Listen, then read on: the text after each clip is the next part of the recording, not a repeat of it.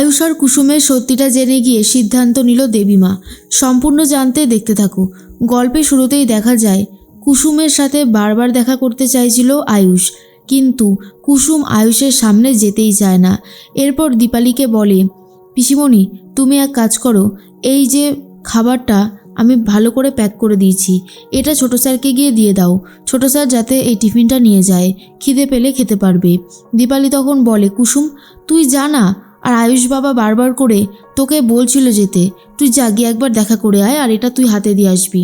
কিন্তু কুসুম একদমই যেতে চায় না আর বলে, না না আমি যেতে পারবো না, তুমি গিয়ে বরং দিয়ে আসো। এরপরেই আয়ুষ কিছুতেই যেতে চাইছিল না, বারবার করে দাঁড়িয়ে পড়ে। কিন্তু মেঘা বুঝতে পারে যে আয়ুষ কার জন্য দাঁড়িয়ে যাচ্ছে, কেন আয়ুষ সামনের দিকে যাচ্ছে না, শুধুমাত্র কুসুমের জন্য। বাড়ির কাজের মেয়ের প্রতি আয়ুষের এত দরদ দেখে মেঘা রীতিমতো বুঝতে পারে যে এই আয়ুষের কুসুমের প্রতি একটা আলাদা রকমেরই টান আছে, আর সেটা আমি খুব ভালো মতনই বুঝতে পারছি। এরপরেই ইন্দ্রাণী গাঙ্গুলি বলে, কি হলো আয়ুষ, তুমি দাঁড়িয়ে আছো কেন? এবার বেরিয়ে পড়ো, না হলে যে দেরি হয়ে যাবে। আয়ুষ তখন বলে, হ্যাঁ মা, এবারেই এগোবো।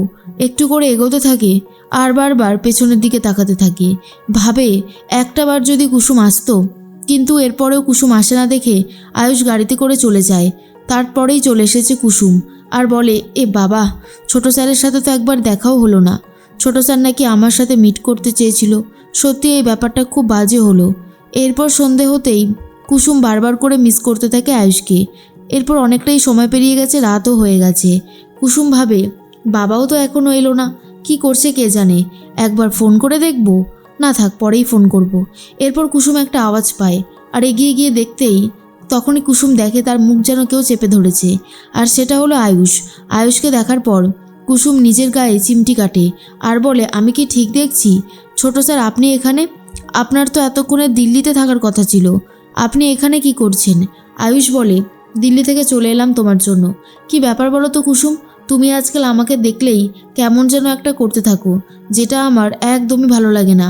কেন করছো বলো তো এমনটা? তোমার জন্য আমার শান্তিতে দিল্লি যাওয়া হলো না, কারণ আমি তোমাকে খুব মিস করছিলাম। তোমার ওই বাই বাই টাটা এসব না হলে বেশ জমছিল না ব্যাপারটা। কুসুম তখন বলে, আপনি তার জন্য এখানে চলে এলেন? আমি শুনেছি উড়োজাহাজের টিকিটের অনেক টাকা দাম, আর সেই টাকাটা আপনি এভাবে নষ্ট করলেন ছোটো স্যার।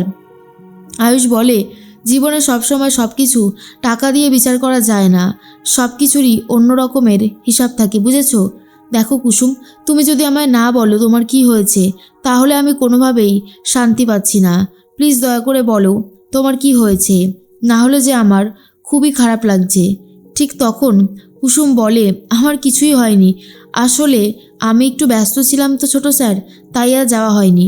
কিন্তু এবার আপনি বেরিয়ে পড়েন, না হলে যে অনেকটা সময় লেগে যাবে, আর ম্যাডামও খুব রেগে যাবে, তখন কি ভালো হবে? তখন আয়ুষ বলে, যাবো তো অবশ্যই, তবে তোমার মুখ থেকে একটা মিষ্টি করে বাই বাই শব্দটা শুনবো, টাটা শব্দটা শুনবো, তারপরেই যাব। কুসুম ভাবে, সত্যি কি ছোটো স্যার আমাকে এতটা মিস করেন? কিন্তু আমি যে ছোটো স্যারের প্রতি আর কোনো দুর্বলতা দেখাতে পারবো না, কারণ দেবীমা নিজেই মেঘার সাথে বিয়ে ঠিক করেছে আয়ুষ স্যারের, আর আমি সেটাকে কি করে ভেস্তে দেব? সেটা যে সম্ভব না, কারণ আমি দেবীমাকে ভালোবাসি আর শ্রদ্ধাও করি। আয়ুষ তখন বলে, জানো তো কুসুম, সত্যি কথা বলতে গেলে আজ আমার একদমই যেতে ইচ্ছা করছে না। মনে হচ্ছে তোমার সাথে যদি একটু গল্প করতে পারতাম তাহলে হয়তো অনেকটা ভালো হতো। বিশ্বাস করো, এখন আমার সেটাই মনে হচ্ছে।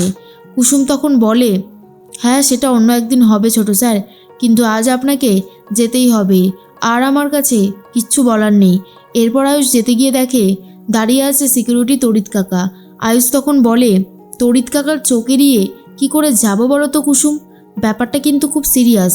আসলে আমি তো কাউকে বলিনি, বাড়ির যদি কেউ জানতে পারে তাহলে ঘটনাটা একটু অন্য রকমের হয়ে যাবে। তার মাঝখানেই দেখে নিয়েছে মীনাক্ষী।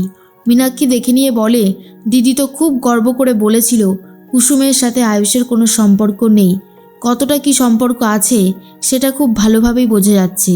আমি তো এবারে আজকে দিদিকে দেখাবই ওদের কুকীর্তিটা। এরপর আয়ুষ বলে, দেখেছো দাঁড়িয়ে রয়েছে এমনভাবে, এখান থেকে বেরোনো যাবে না। ঠিক সেই মুহূর্তেই কুসুম বলে, দাঁড়ান আমি দেখছি কোনো ব্যবস্থা করতে পারি কি না। এরপর কুসুম তড়িৎ কাকাকে বলে, আচ্ছা তড়িৎ কাকা, তুমি কি জানো আমার বাবা কখন আসবে? তখন বলে, আয়ুষ বাবাকে দিয়েই তো একটা হোটেলে যাওয়ার কথা, একটু বিশ্রাম নেওয়ার কথা, কারণ ওখানে কিছু কাজ আছে আর তারপরেই ফিরে আসবে, এমনটাই শুনেছিলাম। এতটুকু কথা বলাতেই আয়ুষ সেখান থেকে তারপর তাড়াতাড়ি করে চলে যায়।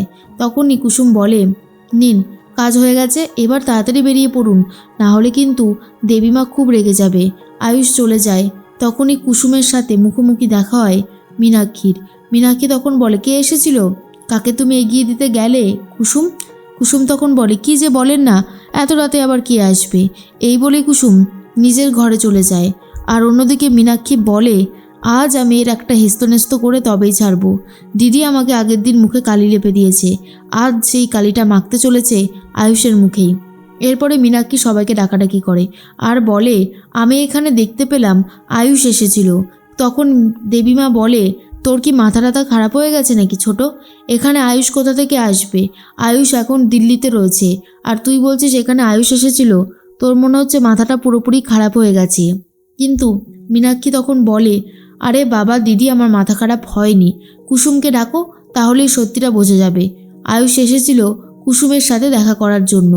তখনই ইন্দ্রাণী বলে, আয়ুষ যদি এই বাড়িতে এসে থাকে তাহলে ও আমার সাথে দেখা করবে, আর আমি এটা খুব ভালো মতন জানি, কারণ ও শুধুমাত্র আমার সাথে দেখা করতে এসেছিল বা আমার সাথে দেখা করতে চায় প্রথমেই, কুসুমের সাথে দেখা করার জন্য নয়। কিন্তু মীনাক্ষী বারবার করে একটা কথাই বলে, সে এসেছিল, সিসিটিভি দেখলেই তো বোঝা যাবে।